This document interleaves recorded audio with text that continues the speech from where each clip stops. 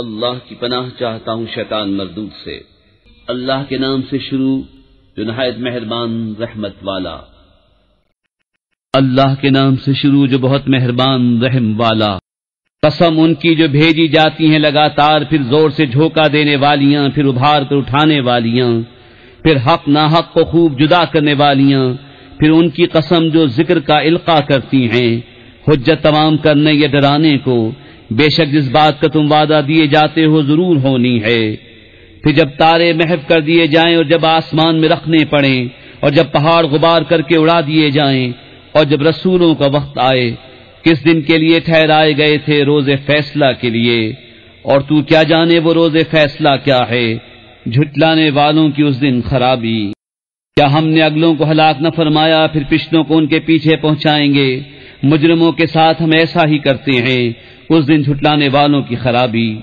کیا ہم نے تمہیں ایک بے قدر پانی سے پیدا نہ فرمایا، پھر اسے ایک محفوظ جگہ میں رکھا، ایک معلوم اندازے تک، پھر ہم نے اندازہ فرمایا تو ہم کیا ہی اچھے قادر۔ اس دن جھٹلانے والوں کی خرابی۔ کیا ہم نے زمین کو جمع کرنے والی نہ کیا، تمہارے زندوں اور مردوں کی، اور ہم نے اس میں اونچے اونچے لنگر ڈالے، اور ہم نے تمہیں خوب میٹھا پانی پلایا۔ اس دن جھٹلانے والوں کی خرابی۔ چلو اس کی طرف جسے جھٹلاتے تھے، چلو اس دھوئیں کے سائے کی طرف جس کی 3 شاخیں، نہ سایہ دے نہ لپٹ سے بچائے۔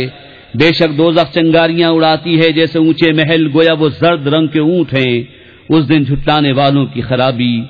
یہ دن ہے کہ وہ نہ بول سکیں گے اور نہ انہیں اجازت ملے کہ عذر کرے۔ اس دن جھٹلانے والوں کی خرابی۔ یہ ہے فیصلے کا دن، ہم نے تمہیں جمع کیا اور سب اگلوں کو، اب اگر تمہارا کوئی داؤں ہو تو مجھ پر چل لو۔ اس دن جھٹلانے والوں کی خرابی۔